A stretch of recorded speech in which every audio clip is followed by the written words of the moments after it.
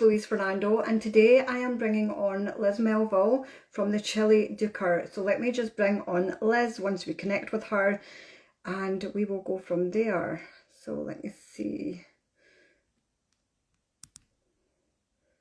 A retreat in France where we didn't know one another, but we had to travel. I'm just telling our audience how we met, that we met at a retreat at the airport and we didn't know one another.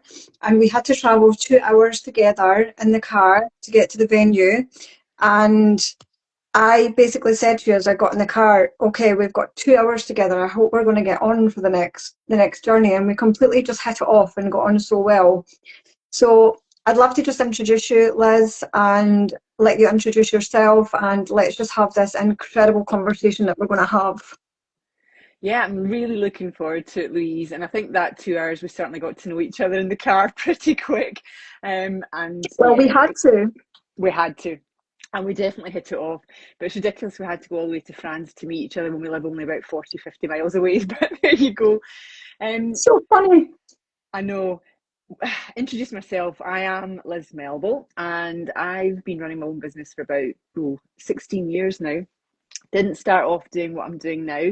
It's taken a few pivots and transitions along the way, but the biggest one of those has been in the last, I would say, 3 years, where a series of life events, shall we say, really made me reflect on life, what I was doing, where I wanted to go, and it's been a kind of gradual shift then to change direction.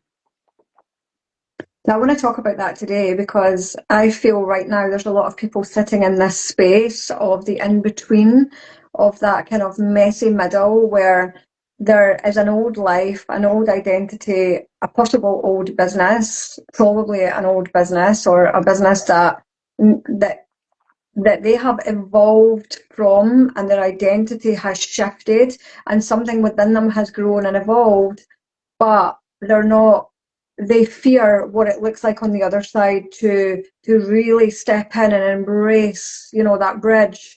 And I know this is something that you have recently had a journey with, and you spoke about what the last 3 years were like for you. So I'd like to just dive into some of that. Like, for you, what started to happen that made you realize, okay, this isn't for me, this is not working anymore, I'm not connected to this? So my big wake up call was May 2023. And I got a sudden phone call out of the blue from my mum. She'd been taken to hospital by ambulance and she was asking me to come and get my dad, who had late stage dementia. So I dropped everything off. I went and thinking, I'll just be a case of she'll be in for a few days, chest infection. That turned into 6 weeks in hospital and she never left. She passed away 6 weeks later. So I was plunged into, while she was still with us, the hospital visits every single day. It was a 3 hour round trip with a dad who did not understand what was going on. And while that was all happening, I was in the middle of my biggest client's annual launch of their signature program, running the ads for it. I couldn't just drop that. I couldn't just say, I need to be with mum and dad and the family. I'm sorry, I'm not going to check in on your ads every day when you're spending tens of thousands of dollars a day. So I had to do it all. So we do what women normally do and push it all down and just keep going and putting one step in front of the other because you've got to do that. But I think I realised that there's only so far you can go doing that. There's only so far you can go. And my nervous system was starting to scream at me to stop. And it also taught me, it was a big lesson as far as my business was concerned, that everything that was reliant on me, I couldn't let go of. And therefore, the business wouldn't survive without me in it. So that's sitting on the path of, wait a minute, this has got to change. I've got to take that reliance off me in my business so that I can still earn money even when I'm not there. So that was the kind of first thing. And then there was another 2 year period looking after dad. He was in a care home, visiting him. I had Mhm. such limited time to work on the business. And there was all that personal stress and responsibility emotionally. And then he passed away. And I just thought, you know what? What's the point of working as hard as this? Doing something you're good at, but not necessarily what you love. And I think it was around about that time I started to properly listen to what my body was telling me. And it's when you do that, you start to see all the breadcrumbs and all the signs. You go, why didn't I see that before? You know, it's crazy. But I know. we just keep pushing through. Hindsight's a wonderful thing. I want to bring you back to when you said my nervous system was screaming at me. Okay. There's a lot of, talk of nervous system and Yeah. the industry and things like that. So just for our listeners and for our viewers, just to get really clear on what was actually happening that your system and your body was saying the Yeah. sirens were going off. And I love that question, Louise, because I think in hindsight, we go, oh, it's the nervous system, and you diagnose in retrospect. But at the time, what that looked like was a constant feeling of anxiety in my chest, almost feeling palpitations that I was going to have a heart attack, a panic attack, sitting in the hospital car park, Wow. wondering how I was going to get through the next day, waking up at night or not being able to get to sleep at all. And I was going through menopause at the time as well. I want to make that clear, but I kind of was controlling that with HRT. So I knew this wasn't hormones that was affecting this. Mm-hmm. I could not sleep. I was taking sleeping tablets just to get sleep at night, to know I had to get up the next day to run dad to the hospital, to do the visiting, to do all the things. And I just wanted to find the off switch. I literally felt I was losing it, but I couldn't, and I couldn't Even stop.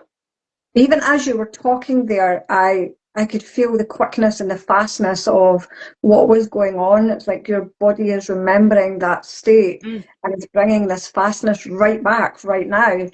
What were some of the thoughts that were going through your mind when you were awake through the night and you couldn't get to sleep? Like what was going on in there? Because yeah, I think that's really important to address as well. Yeah, and I think I'm self-aware enough to know that there's a lot of learned patterns were happening, and I'm a bit of a control freak. I like to fix things. I like to know what's happening.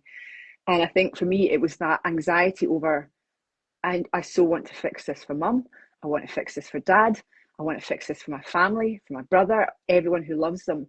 And I Mhm. can't. And it was almost that seeking solutions in your head during the night Mhm. about what should I say to the doctors? What should I say to the nurses that might make a difference, that might get her better care, that might Mhm. turn this horrible situation around? And then it was the same with the care home and advocating for dad and what do I need to say? What do I need to check on? What do I need to do? It was all that going through my head that was just causing my body to go, oh my God, so much to do, so much to try and control. And I couldn't.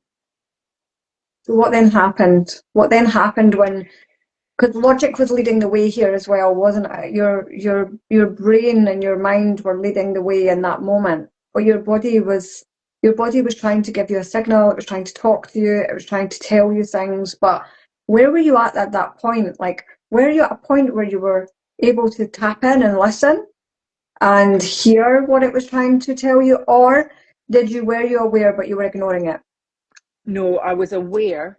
There was an element of having to ignore it because you do tell yourself, I can't stop. I've got to keep going. I've got to Mhm. do all this and got to look after everybody. Um, but there was an element of going, I need to find some kind of relief here because I can't keep feeling Okay. like this. I can feel my health is suffering. I lost weight. I was the thinnest I've probably ever been, and I'm not. I don't carry a lot anyway, but it really made me realize that nobody else. You can't help other people if you don't. It's that old adage, isn't it? If you don't, put on your life jacket first or put on the air. Mhm. And I knew I needed to do something. So I was kind of Googling DIY, ways of relieving anxiety, chronic anxiety, and most of the suggestions were breath work. And some of the things I knew about. So I was literally, it would be if I was sitting at the hospital bedside, I was doing slow breathing. I was doing whatever I could to try to calm my system down, to ease that feeling that I had. And I also started to draw on. I did my first cold plunges. Oh God, even before COVID, and I knew that would bring me back to the present. So even if it was 2 minutes in the cold Mhm. shower in the morning before I went off to do what I had to do each Mhm. day, that was just giving me that pattern interrupt that I Mhm. think is so necessary because I think without that, so many of us we don't take that tiny little break. We think, I've got to just keep going. But it was that pattern break that definitely helped me and helped me keep my head above water, that I could keep going. And then that gradually those intervals got wider, they got longer, and I was more resilient to actually being able to calm myself down. Okay. So there was a lot going on at that time for you regarding your parents, regarding, bereavement, grief, like moving yourself through that and in a way that you felt you needed to manage that anxiety, and that's where you found breath work. Okay. Yeah. So how did you go from where you were in the business to where you are now? And I know this is a journey that's quite Yeah. relatively new as well for you, but it's not so new. So yeah, let's talk a little bit about that. So I think the roots of the change started back then in 2023 and really making me take a look at the business and how I could release myself from it. Because at that time, I knew I was going to have to go through this again with Dad. It was inevitable. So I was like, well, I need to extricate myself from the business, that I've still got my livelihood, but Hmm. I can go and be with him when I need to. So that was the first step to kind of, okay, how do we restructure the business to release that, less pressure on me, less anxiety for that, and not worrying about was I making money to support myself. Um, the next step after that was almost just a personal thing. I went to an ice diving retreat with a mutual friend of ours, and I went under that water, under that ice, and I came out the other side completely different. And I felt it in my body. And I think that was the first time me going, it was almost that what it felt like to be in a complete state of this is joy, this is bliss, Okay. compared to the stress and the anxiety that I had been living, and realizing, well, you need to do something about making you feel more like that all the time, Liz, than what you're feeling like right now. And even sorting the business out, that there was automations, there was money still coming in, even when I couldn't be there. I wasn't happy and it wasn't giving me joy. And I thought, well, that's how I want to feel. So what are you going to do about it, Liz? And I think it was listening to my body saying, well, you are passionate about the cold. You are passionate about what breathwork can do. What might it look like if that becomes what you do? And that sounds like it's super quick, but that then was probably another 2 years before I finally made the full, I'm stepping out of that identity, I'm going to step into this one. And in fact, that's probably only within about the last 2 months that I've fully taken one foot out of the past and moved into the future. So it's not What, easy. what was the moment that you decided a couple of months ago, I'm done, that's it? Um, you were in the area when it happened, so it literally was. I was on a retreat. We were both delivering sessions at that retreat, and I was also doing my other work, my past identity as well. And I was having to do that at times I didn't want to be doing it, just before preparing for a breathwork session, hopping on Zoom calls at silly times of the day. And I just sat on my bed and I felt that same feeling of Yeah. anxiety and panic, and thought, right, how much longer are you going to ignore this, Liz? Um, you've been saying for the last 2 years you're going to transition into this new future, but you're still hanging on to the past. Mhm. Your body is again screaming at you. Are you going to listen to it this time? And I think at that point I did. And that obviously it wasn't quite as simple as that, an epiphany moment, because there was a lot of support and coaching from yourself and our friends. But yeah, that was really my wake up call, that things had to change. And I think this is an important topic to discuss, right? Because what we generally see in the industry or in the self-development, well-being kind of world, right, is that when your body reacts in that way, that it's actually coming up against an up level or you're at capacity, right? But I want to just kind of, for our viewers and our listeners, explain that even though you had these tools around the breath work, around the cold plunging, you were still feeling these symptoms because this was a result of external stimuli and your own intuition and body trying to tell you that that environment was no longer serving you. And I think this is an important factor to consider for many people because many people would still try and push through that thinking, oh yeah, I'm just having an upgrade. I just need to keep going. I'm going to burst through this. It's okay. I'm going to be fine. But what you've actually experienced is that actually your body was saying this environment is no longer for you anymore. There's something different for you. So Absolutely. tell me what happened after you made that decision and where your body then, what was the signal that came through for you? I I decided that I had to release the work I was doing, the old me and the old type of work that I was doing. And within a week, I'd had a conversation with clients that I was no longer going to be doing that, and gave them Mhm. notice. That was a big deal because it was my major revenue stream. Um, but I thought, what price my sanity, what price my health?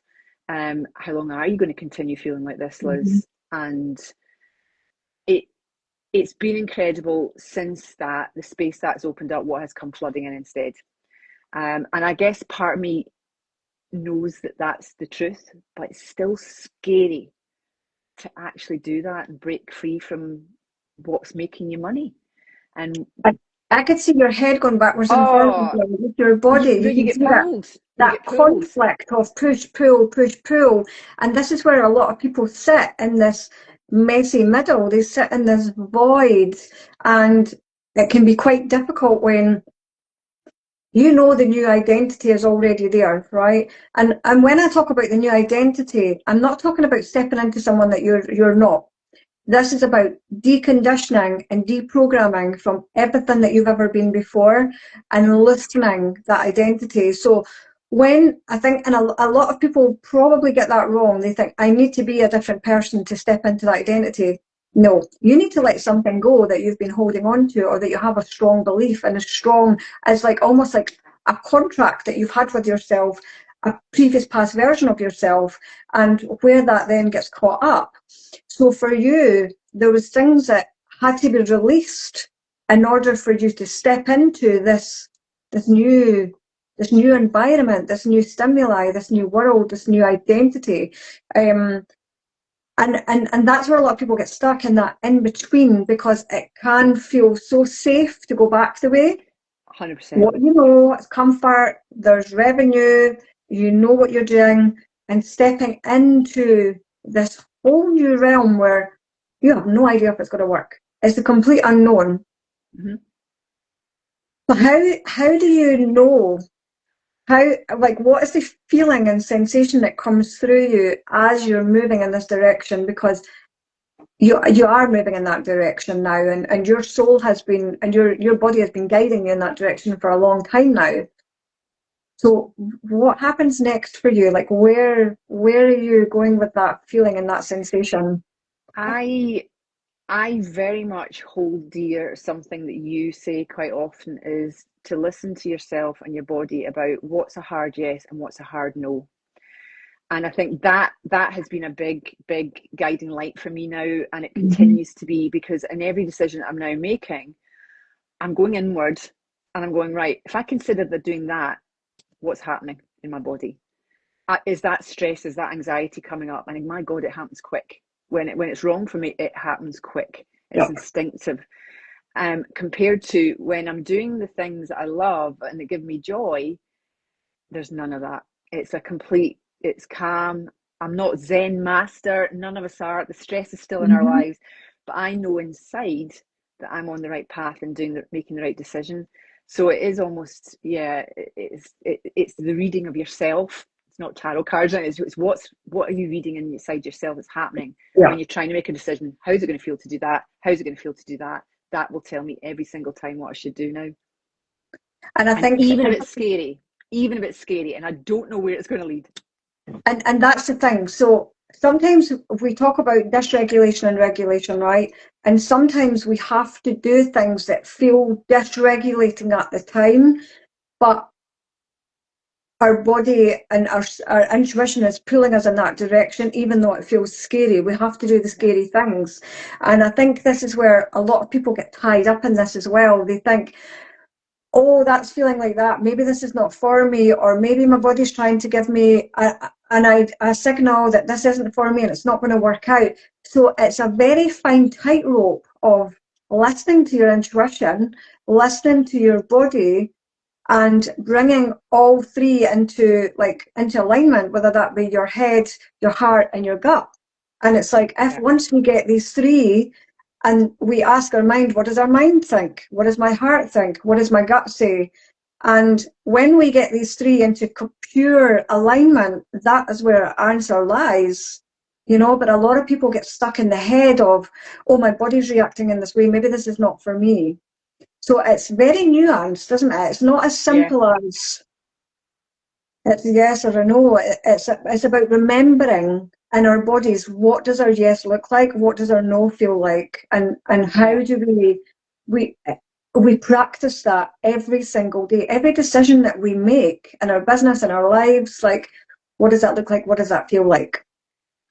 So Totally. for you, there's been this nuance of having to manage what your intuition has been saying to you, listening to your body, and then taking action based on what is coming up for you then.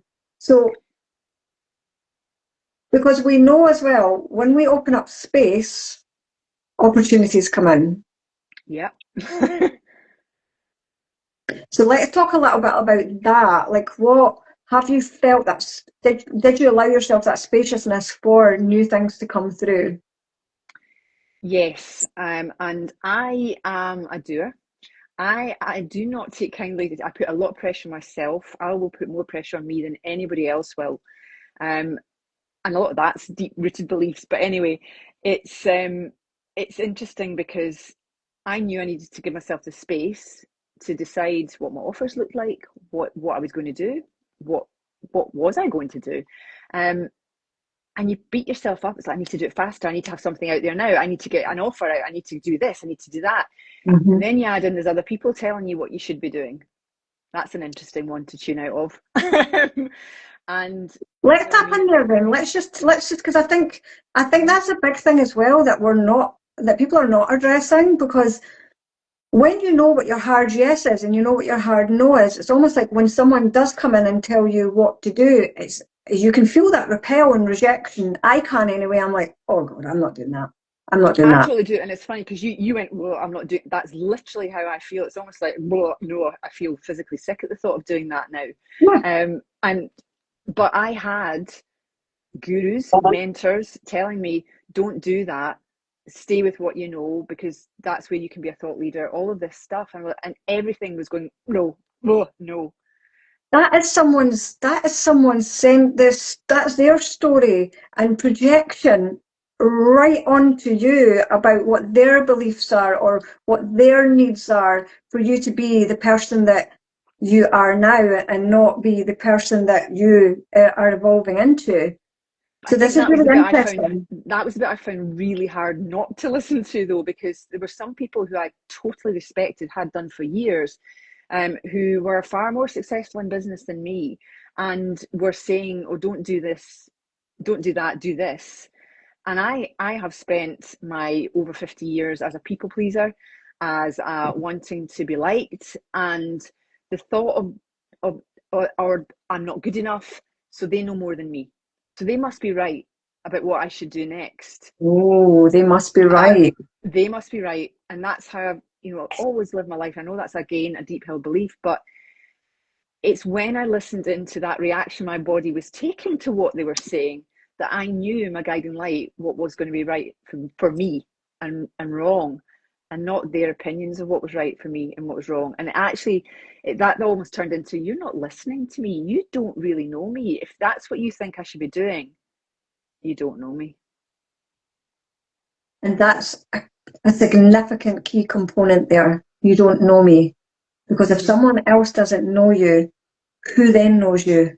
There's no Mm-hmm. one else knows you better than yourself. And it's taken me decades to realize that, Louise.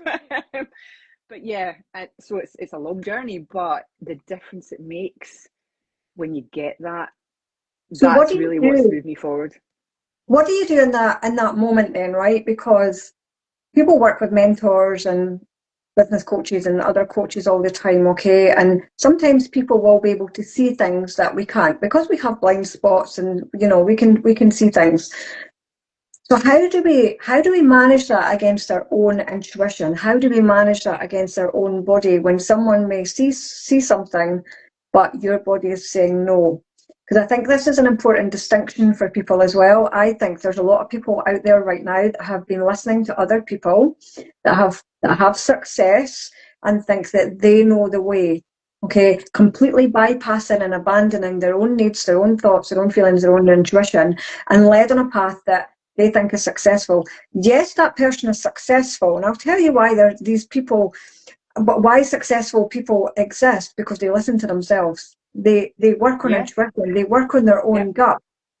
Yet when it comes 100%. to decisions in business, then why are we giving that to someone else?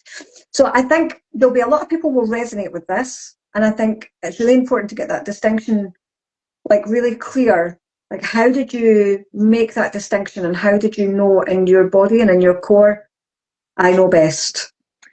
I think to kind of look back a bit, when I was in that early transition, after mum had passed away, and I realised that people needed to build businesses that didn't have them trapped inside it and it wasn't dependent on them to run. It really made me start. I was talking to so many women in particular who Mm-hmm. were dealing with husbands who were having heart attacks every 5 minutes, Wow. horrible illnesses that they were having to care for partners and loved ones, um, and deaths of partners and loved ones, and they were having to shoulder all that and still run Mm-hmm. the business as well. And what they were saying to me was, but that person over there has told me I should be doing it this way, to the letter, to the structure, but it just doesn't feel right.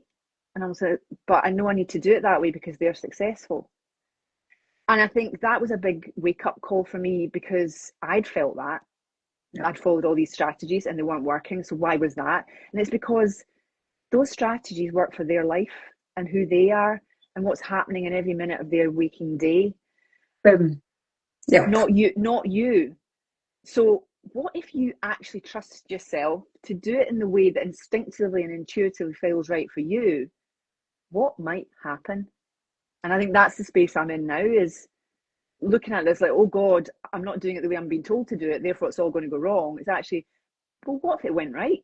What if it was even better than I could dream? And what if I feel good in the process? And what if I have a happier life and I have more joy? Wouldn't that be worth exploring? And this is playing in the field of potentiality. I mean, this is playing in the unknown and the excitement of, let me just do it my way. Let me just do it my way. And I think there'll be a lot of people will resonate with this, right? And I'm seeing this a lot now, where someone has run their business in a specific type of way. They've had a certain business model, they've done a strategy, and then all of a sudden it just goes and stops. It stops working. And they then start to think, maybe it's the messaging, maybe it's the way that I'm doing things, and maybe it's the ads, maybe I need to do this a different way.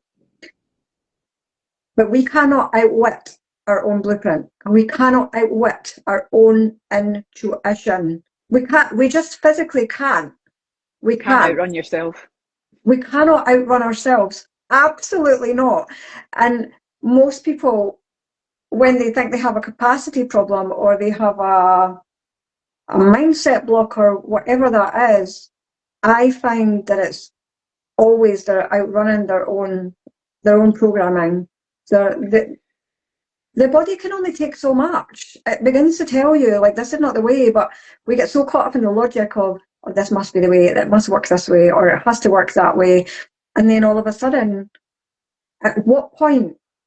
Because life events will come in and they'll come in thicker and harder until we eventually pay attention. Yeah. We resonate with that. Oh, 100%, 100%. And it's that old thing, isn't it? You'll keep getting served the lesson until you learn it. And boy, is that true. And it's like, But how many times do we have to bang our heads off the wall before we go, okay, I've had enough now? But I think the other side of that, what I've experienced is also there's an element of almost spiritual gaslighting as well that goes on, because we're Yes. told it's not working. You've tried the strategy and we know it works. It's not working. It's because you need to work on your mindset. And I do remember a coach saying to me once, you get what you expect. So therefore, the fact that your launch hasn't worked is because your head's not where it needs to be in the game, and you need to meditate and whatever. And I'm like, well, I'm doing the meditations. So there must be something wrong with me because I'm not getting this. I can't manifest. It's me. It's me. Um, so I'm not cut out for this. And all these thoughts that I hear from so many people when they can't figure it out. And it's Yeah. because we're living from the neck up, trying to logic it out, work on our mindset, and we've ignored 80% of our body. Yep. Yeah. Yeah. And what it's Yes. trying to tell us. And Which to our me now body, seems crazy, but when you're in it, you're just our confused and you just want an answer. yeah, it's a body-led business. Like our body leads our business. It will tell us when to slow. It will tell us when we work with nature, for goodness sake. I don't think, I think people forget that there are growth days, there are seedling days, there are flourishing days, there are days that we come up against the elements and we have to pull back. There's days that it's really, we can go all in and we can do these things. But if we're not listening to what our body and our intuition is trying to tell us, that path on the mind, yeah, I used to position as mindset, and for me, it's the work I do is way beyond that, because it's the mind is just one part of what our whole system, and again, people get caught up in the head when you're saying it's downwards.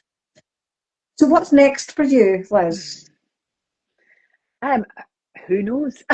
But no, joking aside, I love nothing more now than to get out in nature and to particularly be swimming in rivers and lochs here in Scotland and under waterfalls, practicing my breathing and sharing the benefits of that with other people, that they can start to feel alive in their body too. Mhm. Um, so what that is going to look like is retreats that will help deliver that, to really give people an experience to feel something Mhm. and get out of their head, and listen to their body. So retreats, day experiences where I'll take you out and we can swim in waterfalls together, all of that good stuff. And whether it's raining, it doesn't matter. And I will have some digital offers as well, because you can take the online business coach out of the online world, but you can't really remove her from it completely. So there will be digital offers, again, all with the premise of really helping, Yeah. particularly midlife women, to navigate this challenging sometimes stage of life and to not fade quietly and feel alive while you do it. Where can because this will be going on the people will be able to listen to us on a podcast platform as well. Where can our listeners find you? Because I know that you come under the Chili Dooker. Yep. Yes, and that's the best place to find me here on Instagram, is at Chili Dooker. That's ChillyDooker. Duke is a Scottish word that you'll know well for Yep. dipping in water. So yeah, Chili Dooker. Cold dipper, that's me. Thank you. And I will put all your links into the show notes. I just want to thank you for coming on the podcast today, Liz, and having this incredible conversation and allowing people to see what it feels like when you're in the middle, and knowing that there's hope at the other side. Because when you're in the void, it can feel quite sticky. It can feel quite messy. And yeah, yeah. So I want Yeah, to thank you for coming on today and sharing so openly about your journey. thanks for having me on, Louise. Always a pleasure to talk to you. Thank you. Thank you so much.